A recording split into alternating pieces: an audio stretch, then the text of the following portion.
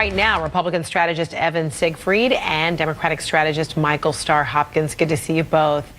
All right, so do you, Michael, believe Twitter CEO that the social media platform is politically blind? Listen, I think that Twitter absolutely has a soft spot when it comes to some of the groups that it allows to disseminate messages. I mean, look at Alex Jones and the ability that he was given for a long time to go after the families in Connecticut and to use his platform to really just disseminate conspiracy theories, and no person being a bigger disseminator than President Trump. So I think that Twitter absolutely has a soft spot. So then, Evan, the president, tweeted this, quoting him now, speaking loudly and clearly for the Trump administration, we won't let that happen, meaning he sees it as a censorship. You mean to tell me that the President of the United States is saying that a private company should allow people to do something on it when it comes to social media, but when it comes to NFL protests, that should be banned? Okay, that one's new. But I think that there's a bigger problem here. Or that if you're a member of the intelligence community and you have security clearance. Yes, it all fits into Trump's message. But there is a big problem with conservatives and Silicon Valley as a whole. There's been this perceived bias from conservatives that Silicon Valley holds toward us. It started in 2015 when the alt-right started going after Jewish Republicans who opposed President Trump. I myself received numerous death threats and anti-Semitic memes, etc. But when I complained to Twitter and I filed a report saying, hey, I got this death threat, why don't you suspend this account? I would never get a response, and if I did, they said it wasn't a violation of their terms of service. It took when they got bad PR, such as when I wrote a column in the Washington Post, my saying, hey, this is happening and Twitter doesn't do anything, for Twitter to take action. Twitter and conservatives have not gotten along, and Twitter has fed this, and I think Jack Dorsey has shown no leadership and is a feckless CEO who needs to actually bridge the gap between conservatives and Twitter. Should Alex Jones be suspended? Absolutely. Twitter is a way he can get his vital revenue, which he sorely needs, because at the time of Trump's aluminum tariffs, he's paying a heck of a lot more for his tinfoil hats.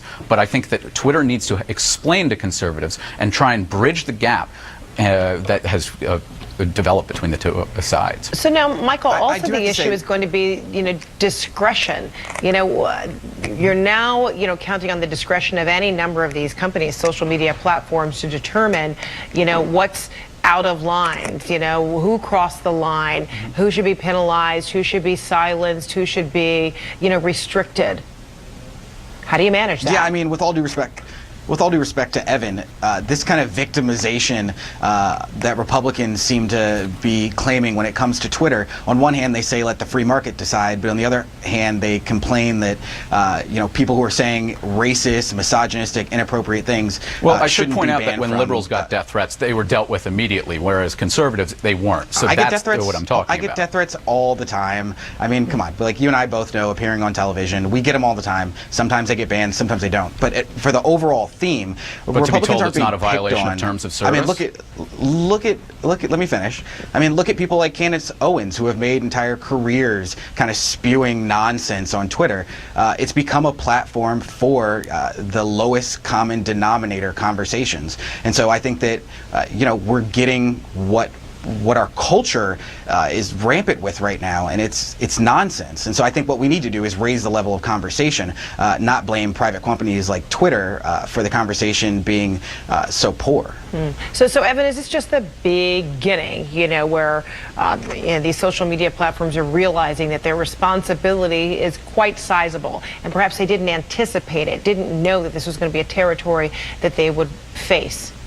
Well, let's face it, that these social media platforms are responding, in the case of Alex Jones, to tremendous public pressure. What Alex Jones puts forth is disgusting, vile, and horrific. And I think it's good that they are able to say, hey, maybe we don't want this on our platforms. But we've seen also some conservatives that are supposed constitutionalists like Ted Cruz beclown themselves, saying this is a First Amendment and free speech right, and it's an issue. No, it's not. It's a private corporation determining who can use and not use their service, and they can determine it willy-nilly for whatever reason they so desire. And I think that conservatives have jumped out over they've literally jumped the shark on this. But at the same time, we do have to have terms of service enforced equally. What Michael and I were talking about earlier, which is how Twitter responds to death threats and anti-Semitic memes, they didn't respond to conservatives who were being attacked. But if a liberal friend of mine was getting attacked in the same way, Twitter would respond immediately, and it pushes this perceived bias among conservatives that we feel that Silicon Valley doesn't respect us,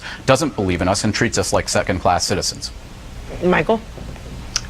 You know, I think that Twitter across the board definitely has to hold people more accountable for the things that they say. But with that said, I mean, the biggest Republican troll online is the president. And so I think before Republicans can look for anybody to be held accountable, they should hold the president accountable. Because whether it's attacking Omarosa, whether it's attacking Megyn Kelly, whether it's attacking minorities, African-American football players, I mean, he's run the gamut of people that he's offended. And so when we're talking about holding people responsible, we should start with the president before we start talking about anybody else.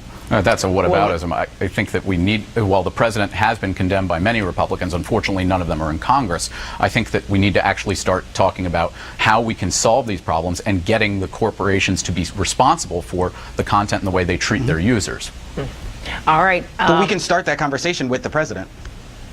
He is, I mean, he should be a role model. He should be the person. Are you calling for the suspension of the president from Twitter? Yeah, I absolutely think he should be suspended from Twitter, but it's not going to happen. You and I both know that. No, of course it won't happen. All right. We'll leave it there for now. Michael Starr, Hopkins, Evan Thanks so Siegfried. much. Thanks to both of you. Appreciate it.